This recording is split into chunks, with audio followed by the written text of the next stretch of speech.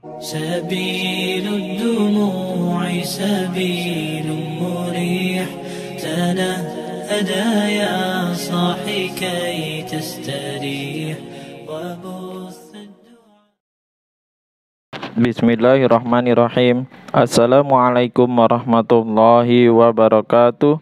Innal hamdalillah nahmaduhu wa nasta'inuhu wa nastaghfiruh wa na'udzu billahi min sururi anfusina wa min sayyiati a'malina may yahdihillahu fala mudhillalah wa may yudlil fala hadiyalah. Asyhadu an la ilaha illallah wa asyhadu anna Muhammadan abduhu wa rasuluh.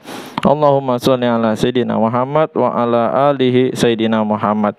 Kesempatan kali ini saya masih akan terus membacakan kitab Fadilah Amal di babnya yang ke-10, semangat kaum wanita dalam mengamalkan agama. Di kisahnya yang ketiga, kisah Sayyidina Ibnu Zubair radhiyallahu anhuma melarang Sayyidatina Aisyah radhiyallahu anha bersedekah dan kemarahan Sayyidatina Aisyah radhiyallahu anha. Sayyidina Abdullah bin Zubair radhiyallahu anhuma adalah keponakan Sayyidatina Aisyah radhiyallahu anha. Sayyidatina Aisyah radhiyallahu anha sangat menyayanginya, seolah-olah ialah yang membesarkannya. Sayyidina Abdullah bin Zubair radhiyallahu anhuma kurang menyukai kedermawanan Sayyidatina Aisyah radhiyallahu anha yang berlebihan. Sementara ia sendiri hidup dalam kesusahan. Apa saja yang ia dapatkan langsung ia sedekahkan. Oleh karena itu, suatu ketika Sayyidina Abdullah bin Zubair radhiyallahu anhuma berkata kepada seseorang, "Dengan cara bagaimanapun aku ingin menghentikan kebiasaan bibiku." Berita itu sampai kepada Sayyidatina Aisyah radhiyallahu anha sehingga ia sangat marah dan berkata, "Ia ingin melarangku bersedekah." Lalu ia bersumpah tidak akan berbicara lagi dengan keponakannya. Sayyidina Ibnu Zubair radhiyallahu anhu terpukul atas kemarahan bibinya. Banyak sahabat mengingatkan Sayyidina Aisyah radhiyallahu anha agar membatalkan sumpahnya, tetapi ia tetap menolaknya. Akhirnya karena sangat cemas, Sayyidina Abdullah bin Zubair radhiyallahu anhu meminta bantuan kedua cucu baginda Nabi sallallahu alaihi wasallam, Sayyidina Hasan dan Sayyidina Husain radhiyallahu anhuma. Keduanya mengunjungi Sayyidatina Aisyah radhiyallahu anha dan meminta izin masuk ke kamarnya. Sedangkan Sayyidina Abdullah bin Zubair radhiyallahu anhuma diam-diam mengikutinya. Ketika kedua cucu baginda Nabi sallallahu alaihi wasallam itu telah duduk di balik hijab dan Sayyidatina Aisyah radhiyallahu anha juga duduk di balik hijabnya, maka terjadilah pembicaraan di antara mereka.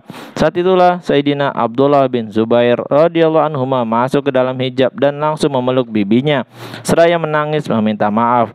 Kedua cucu baginda Nabi sallallahu alaihi wasallam itu memintakan maaf untuk Sayyidina Abdullah bin Zubair radhiyallahu anhuma dan mengingatkan Sayyidatina Aisyah radhiyallahu anha tentang hadis-hadis baginda Nabi sallallahu alaihi wasallam mengenai larangan memutuskan pembicaraan terhadap sesama muslim dan ancamannya.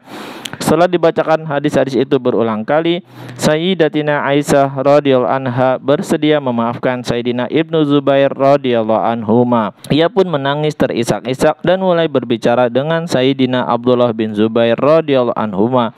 Sebagai tebusan sumpahnya, ia berkali-kali membebaskan hamba saya hingga 40 hamba saya. Jika ia teringat perbuatannya membatalkan sumpah itu, ia menangis sehingga air matanya membasahi kainnya. Hadis riwayat Bukhari.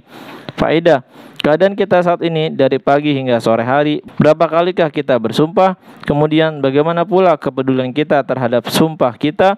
Jawabannya perlu direnungkan oleh setiap orang. Sebab siapakah orang yang selalu ada di samping kita, yang akan mengingatkan kita? Bagi mereka yang hatinya mengagungkan Allah subhanahu wa ta'ala dan berjanji dengan nama Allah subhanahu wa ta'ala, maka ia akan merasa penting menunaikan janji. Tanyakanlah bagaimana hati mereka jika tidak menunaikan janji. Itulah sebabnya jika Sayyidatina Aisyah radhiyallahu anha teringat peristiwa itu, ia menangis terisak-isak. Alhamdulillah, baru saja kita memperdengarkan kisah Sayyidina Ibnu Zubair radhiyallahu anhuma melarang Sayyidatina Aisyah radhiyallahu anha bersedekah dan kemarahan Sayyidatina Aisyah radhiyallahu anha. Mudah-mudahan kita bisa mengambil hikmah, amal dan sampaikan kepada saudara-saudara kita yang lain. Subhanakallahumma wa bihamdika asyhadu alla ilaha illa anta astaghfiruka wa atubu ilaik. Assalamualaikum warahmatullahi wabarakatuh. سبيل الدموع سبيل مريح، تنهدى يا صاحي كي تستريح وبث